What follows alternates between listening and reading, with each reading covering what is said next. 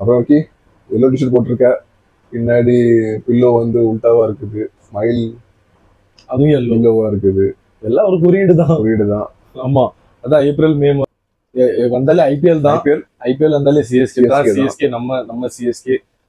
சென்னைனாலே நமக்கு எல்லோ தான். ஸோ அங்கேயும் ஒரு எல்லோ ஃபீவர் ஸ்டார்ட் ஆகிருக்கு.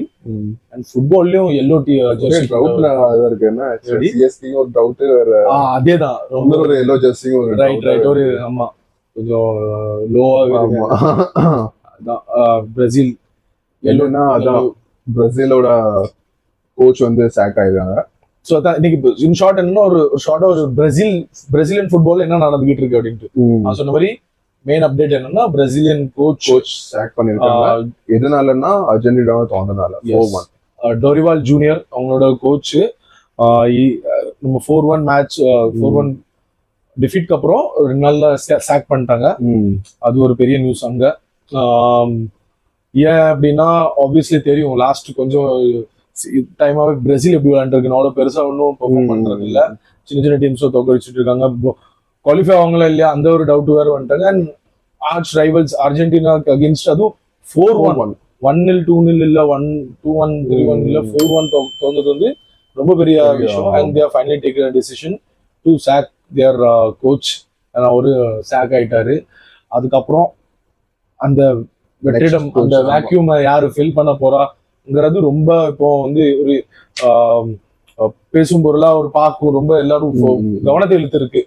ஏன்னா பிரேசில் மாதிரி ஒரு பெரிய டீம் வேர்ல்ட் கப்ல எல்லாம் அவ்வளவு நல்லா பெர்ஃபார்ம் பண்ணாம போய்கிட்டு இருக்க டைம், பெருசா கோப்பா அமெரிக்காலையும் எதுவும் பெருசா ஒன்றும் பண்ண மாட்டேங்குது. பெரிய பெரிய டோர்னமெண்ட்ஸ்ல நேஷனல் லெவல்ல எதுவும் பெருசா பண்ண மாட்டேங்காங்க. ஏன்னா அப்படி இந்த டீம் வந்து இப்போ ரொம்ப மோசமான பெருசா பிளேயர்ஸ் இருந்துமே அவ்வளவு பெருசா விளையாட முடியாம 2014 அந்த இது போயிட்டு. ஆமா அந்த ஹியூமிலியேஷன் நடந்து அவங்க ஹோம்ல நடந்தது. ரைட், ஹோம்ல எல்லாரும் நம்மளே பார்த்தோம், எல்லாரும் அழுவாங்க அந்த அளவுக்கு இருக்கு. ஸோ நெக்ஸ்ட் கோச் யாரா இருக்க முடியும் அப்படிங்கிறது ஒரு பேட்ச் ஒன்று ஓடிக்கிட்டு இருக்கு. அண்ட் எங்களோட 2 பேர்த்துக்குமே அந்த ஒரு இதுதான் ஒப்பீனியன். எங்களோட ஆசைன்னு கூட சொல்லலாம். ஆசை எக்ஸாக்ட்லி என்ன அப்படின்னா நம்ம தாத்தா Don Carlo Ancelotti. Yes, Don Carlo வந்தா நல்லா இருக்கும் அப்படின்ட்டு எங்களோட ஒரு ஆசை. ஏன் அப்படின்னு கேட்டோம்னா 2 விஷயம் இருக்கு. ஆப்வியஸ்லி அந்த இடம் எம்டியா இருக்கு, யாரோ வேக்கண்டா இருக்கு, யாரோ வந்து ஃபில் பண்ணி ஆகணும். அது நெக்ஸ்ட் இது விட்டா அப்புறம் டைரக்ட் இப்போ வந்து நேஷனல் கண்ட்ரி மேட்ச் இப்போ ஜூன் அப்புறம் தான் இருக்கும் மோஸ்ட் ப்ராபப்லி. அது வரைக்கும் சீசன் முடிஞ்சிடும். அண்ட் அங்க ரியால் மேட்ரிட்ல ஏற்கனவே ஒரு பேட்ச் ஓடிக்கிட்டு தான் இருந்துச்சு ஸ்டார்ட் ஆஃப் தி சீசன்ல. இந்த season maybe last for Carlo Ancelotti. ஆமா, அவரோட லாஸ்ட் சீசனா இருக்கும் அப்படின்ற ஒரு பேட்ச் ஓடிட்டு இருந்துச்சு. And has achieved everything. Club ஃபுட்பால்ல மல்டிபிள் டீம்ஸோட சாம்பியன்ஸ் லீக் அதிகமா வின் பண்ணாரு. சாம்பியன்ஸ் லீக் ஜெயிச்சிருக்காரு நம்ம தாத்தா தான். வேற ரியால் மேட்ரிடையும் அங்கேயும் சாம்பியன்ஸ் லீக் வச்சு திரும்பியும் கூட்டிட்டு வந்தாரு. எங்க போனாலும் டீம் எப்படி இருந்தாலும் கொண்டு வந்துருக்காரு. ஒரு வின்னிங் மென்டாலிட்டியோட ஒரு கோச், ஒரு மேனேஜர். பிளேயர்ஸ் எப்படி ஹேண்டில் பண்ணணும்னு தெரியும், பெரிய பெரிய பிளேயர்ஸ் எப்படி மேனேஜ் பண்ணணும்னு தெரியும். அவர் பார்க்காத ஆளே கிடையாது. ஃபிளாம்போயின்ட் ஃபுட்பாலர்ஸ்ல இருந்து டிசிப்ளின் ஃபுட்பாலர்ல இருந்து ஒரு எப்படி சொல்லுவோம் பேச்சு கேட்காத சொல் பேச்சு கேட்காத ஃபுட்பாலர் இருந்து எல்லாத்தையும் பார்த்துருப்பாரு அவரு. எல்லாத்தையும் அதுவும் இந்த வயசு வரைக்கும் அவர் இதா இருக்காரு. மேனேஜர்னா அந்த ஏஜ் வந்தாலே அந்த ஏஜ் வந்து 65 now and towards the end of his careerல இருக்காரு. இதுக்கப்புறம் என்ன நடக்கும்னு தெரியல. and why not give a shot ஒரு national team, why not a team like Brazil? ஏன்னா அவங்க நீட் ஆஃப் தி ஆர் பிரேசிலுக்கு தான் எல்லாத்தோட அதிகமா தேவை இருக்கு இந்த டைம்ல. அண்ட் லைக் 2 பெரிய பிளேயர்ஸ் வந்து எக்ஸ் பிளேயர்ஸ் பிரேசில் பண்ணிருக்காங்க சொன்னதும் அதுல ஒரு பிளேயர் அதுல ஒரு டிஃபரன்ஸ் ஆஃப் ஒப்பீனியன் இருக்கு. ஏன்னா நம்ம பிரேசில் R9 என்னோட ஃபேவரட் பிளேயர். R9 சொன்னது என்னன்னா அவரோட சஜஷன் என்னன்னா அவர் ஃபாரின் கோச் இருந்தா நல்லா இருக்கும் அப்படின்ட்டு. ஏன்னா இவ்வளவு வருஷமா லாஸ்ட் ஒரு டெக்கேடுக்கு மேலேவே ரொம்ப புவர் பெர்ஃபார்மன்ஸ் பிரேசிலோட ஸ்டாண்டர்ட்ஸ்க்கு. அவ்வளவு பெருசா எதுவுமே வின் பண்ணாம இருக்காங்க. அதுல என்ன தப்பா இருக்கலாம் அப்படின்ட்டு நிறைய எல்லாத்துக்கும் ஒரு கருத்து இருக்கும். அதுல R9 என்னன்னா ஃபாரின் கோச் கொண்டுவாங்க. I want the best for my team அப்படின்ட்டு, for my country best of the best என்னோட சஜஷன் வந்து அப்படி இருக்கும். ஃபாரின் கோச் வேணா இருக்கணும் அப்படின்ட்டு ஆர்னன் சொல்லியிருக்காரு. On the other hand Rivaldo என்ன சொல்லியிருக்காருன்னா அந்த நேஷனாலிட்டிக்கு கோச் வேணும்னு சொல்லிட்டு எக்ஸாக்ட்லி அவர் வந்து one of our own nation வேணும். யார் அந்த அதுக்கு ஒரு ரீசன் அந்த லாங்குவேஜ் பேரியருக்காக அந்த ஒரு விஷயம் சொல்லியிருக்காரு. அது பேஷனோட ஒரு இதுதான் மெயின் ரீசன். அந்த பேஷன் வந்து ஒரு ஏன் நாடு playing for my country, playing for I mean அதான் working for my country, working for the patch, working for the jersey, playing for the jersey, அப்படி அந்த இது வேணும். அதனால I want coach from Brazil, home grown manager coach இருக்கணும் அப்படின்ட்டு Rivaldo சொல்லியிருக்காரு. But என்னோட இது என்னன்னா ரெண்டு ஃபைன். ஆமா குட். ஏன்னா அவங்களுக்கு தெரியாதது கிடையாது, அவங்கலாம் பெரிய பெரிய வேர்ல்ட் கப் வின்னர்ஸ், அவங்க மல்டிபிள் வேர்ல்ட் கப் வின்னர்ஸ் எல்லாம். பட் ரொனால்டோ சொன்ன மாதிரி எனக்கு அவர் ஒரு ஃபாரின் கோச் யாருன்னு சொல்லியிருக்காரு. பட் இப்போதைக்கு இருக்கிறதுல எந்த ஒரு அப்படி ஒரு கோச் பெருசா இருக்கிற மாதிரி தெரியல அவைலபிளாவும். அண்ட் அப்படி ஒரு பிரேசிலியன் டீம் ஹேண்டில் பண்ற அளவுக்கு, ஏன்னா அது ஒரு டஃப் டீம் டு ஹேண்டில். ரொம்ப கஷ்டமான டீம் தான். எல்லாம் யங்ஸ்டர்ஸ் நிறைய இருக்காங்க. இப்போ உள்ள எக்ஸ்போஷர்ல ரொம்ப தெரியல மாறி இருக்கு டீமோட மென்டாலிட்டி. அந்த மென்டாலிட்டி அந்த பிளேயிங் ஸ்டைல் அது பிரேசிலுக்கே கிடையாது. திரும்ப கொண்டு வரணும்னா ஒரு நல்ல எக்ஸ்பீரியன்ஸ் வேணும், பிளஸ் அந்த ஹேண்டில் பண்றது. And that is none other better than Ancelotti தான். அவரால மட்டும் தான் இந்த பிளேயர்ஸ் எல்லாம் ஹேண்டில் பண்ண முடியும். இதுக்கு இடத்துல வேற யார் கொண்டு வந்தாலும் இப்ப இருக்கிற ஒரு ஆவரேஜ் ஆன கோச்சோ இல்ல ஒரு நல்ல கோச்சோ பட் கொஞ்சம் young, they won't be able to do it. ஏன்னா இது வந்து ஒரு டாக்ஸிக்கான, கிட்டத்தட்ட ஒரு டாக்ஸிக்கான ஒரு டீம் தான் இருக்காங்க Brazil. Just like man United எப்படி சார் அலெக்ஸ் ஃபர்கூசன் போனதுக்கு அப்புறம் நிறைய டேலண்டடான பிளேயர்ஸ் இன்னுமே இருக்காங்க. ஆனாலுமே அந்த இடத்துக்கு ஏன் வர முடியல?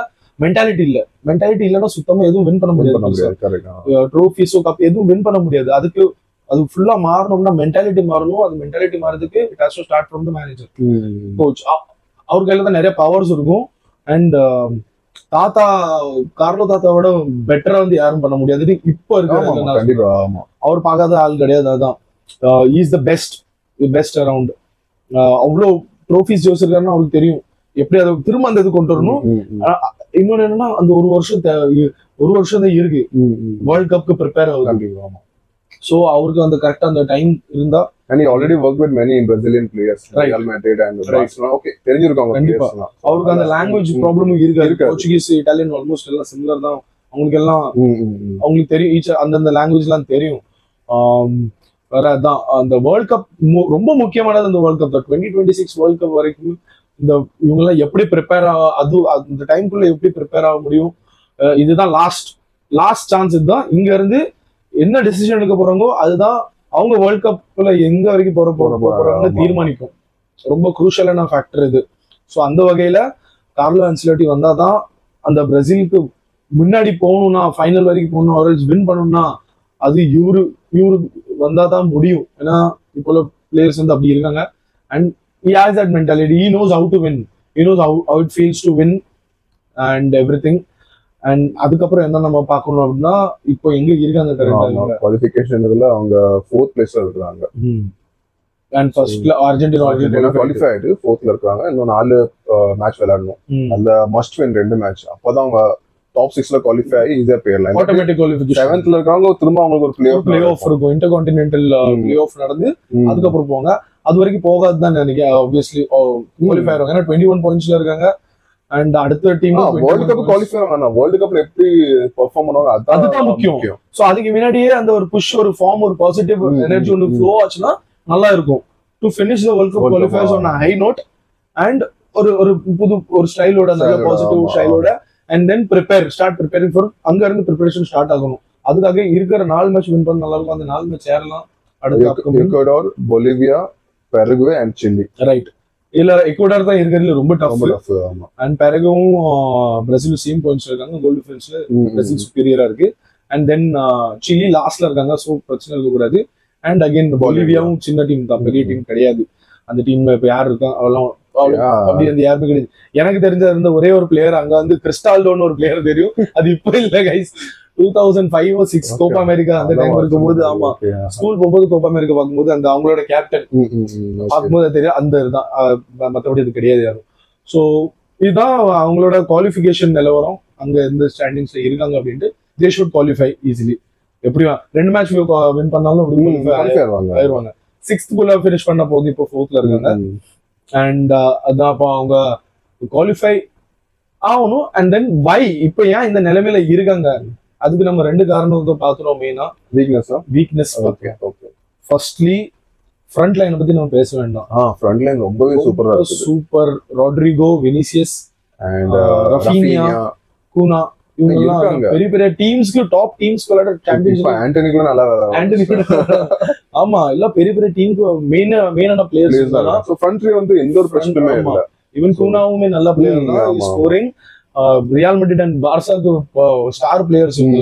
சோ அவங்க பிரச்சனை இல்ல, no complaints with them. But அடுத்து மிட்ஃபீல்ட் அண்ட் டிஃபெண்ட் இது 2 வேற உலகம் மாதிரி. அங்க ஒரு உலகத்துல இருக்க இவங்க வந்து ஆல் அட்ரஸ் இல்லாதது அவங்க எல்லாம் பின்னாடி விளையாடுறாங்க. For example right back and left back Arana and Franca, இவங்கள யாருன்னு சத்தியமே தெரியாது. மார்க்கினியூஸ் இருக்காரு நடுவுல, மிலிட்டாவ் இன்ஜர்ட் நினைக்கிறேன். ஒன்லி பெரிய ரிலையபிளான ஒரு ஆள்னா கேப்ரியல் மேகலஸ் ஃப்ரம் ஆர்சனலோட அவர்தான். ஏன்னா அவரை நம்பலாம். Is rock solid in his defence. நல்ல ஒரு Defender, reliable any time. Goal scoring thread கார்னர்ல அதுவும் பாசிட்டிவ். சோ அவர் தவிர எனக்கு வந்து பின்னாடி யாருமே ட்ரஸ்ட் பண்ண முடியாது. அப்படி ஒரு இதுதான். அண்ட் இங்க இருந்து இன்னொரு வீக்னஸ் என்னன்னா, அந்த ரைட் பேக் லெஃப்ட் பேக் வந்து அவ்வளவு வீக். அந்த பிரேசிலோட அவங்க எதுக்கு பேர் போடுறாங்களோ, அந்த Roberto Carlos, Marcelo, Daniel always, இவங்க வந்து அட்டாக்கிங் த்ரெட்டும் அசிஸ்டன்ட் கோல்ஸும் பண்ணிட்டு இருந்தாங்க. பட் தென் இப்போ டிஃபெண்டே பண்ண முடியல. இவங்க அசிஸ்டன்ட் இருந்து பார்க்கலாம் அப்படி ஆயிட்டு. மிட்ஃபீல்டுமே வீக்கா தான் இருக்கு. ரொம்ப வீக். ஜோலின்டன்லாம் வந்து விளையாடுற அளவுக்கு இருக்கு. அண்ட் பக்கெட்டா கிடையாது, இஸ் இன்ஜர்ட். அண்ட் எஃப்ஏவும் ஒரு பேன் ஒன்னு ஓடிக்கிட்டு இருக்கு, ஒரு இன்வெஸ்டிகேஷன் ஓடிட்டு இருக்கு ஃபார் மேட்ச் ஃபிக்சிங். ரொம்ப வீக். மிட்ஃபீல்ட் ரொம்ப வீக். ஒரு ப்ராப்பரான அந்த நம்ம ஃபெபினியோ அங்க தானே, ஃபெபினியோ, ஃபெர்னாண்டினியோ, ஜில்பர்டோ சில்வா, இப்படி பிளேயர்ஸ் அந்த கேலிபருக்கு யாருமே கிடையாது. ரொம்ப ஆர்டினரி மிட்ஃபீல்டு தான். அண்ட் டிஃபென்ஸுமே. ஸோ இதுதான் இவங்களோட main weakness on the pitch. And again அவங்களோட டூ மச் ஆஃப் எக்ஸ்போஷர். அந்த மீடியா ஃபேம் அதுதான் அது ரொம்ப இப்போ உள்ள பிளேயர்ஸ்க்குலாம் ரொம்ப அவங்களுக்கு அந்த ஃபர்ஸ்ட் சொல்லுவோம், உங்களுக்கு ரொம்ப எக்ஸ்போஷர் கிடைக்கனால ரொம்ப இதா இருக்காங்க. அது யங்ஸ்டர்ஸ் வர உங்களுக்கு இம்பார்ட்டன்ஸ் தெரிய மாட்டேங்குது. அந்த பேஷன் அந்த இதோட வெறியோட விளையாட மாட்டேங்காங்க. ரொம்ப விளையாட்டுத்தனமா ரொம்ப இதா இருக்காங்க, சீரியஸா எடுக்க மாட்டேங்காங்க. அது ஒண்ணு உங்களுக்கு ரொம்பவே ஒரு பெரிய ஒரு இது மென்டாலிட்டி இஷ்யூ. ஸோ இதெல்லாம் தான் நாங்க லிஸ்ட் அவுட் பண்ற பாயிண்ட்ஸ். அண்ட் பிரேசிலோட ஃபுட்பாலிங் ஸ்டேட்டஸ் இப்போ கரண்ட் நிலவரம் வந்து இப்படிதான் இருக்கு. ஆமா கண்டிப்பா அது இதுவும் மாறணும். நம்ம சிஎஸ்கேயோட நிலைமை மாறணும் ஆசைப்படுறோம். And I am again rooting for Brazil 2026 world cup. Again Brazil வந்து அந்த ஒரு பிரேசில் நல்லா இருக்கும். அண்ட் நம்ம இன்னொரு வீடியோல, நல்ல ஒரு தரமான வீடியோல திரும்பவும் சந்திப்போம். அது வரைக்கும் keep supporting us guys. Comment பண்ணுங்க, முடிஞ்சா சப்ஸ்கிரைப் பண்ணுங்க. அண்ட் வீடியோ பாருங்க கைஸ், பாருங்க. Until then, bye from Vikram and Priscilla.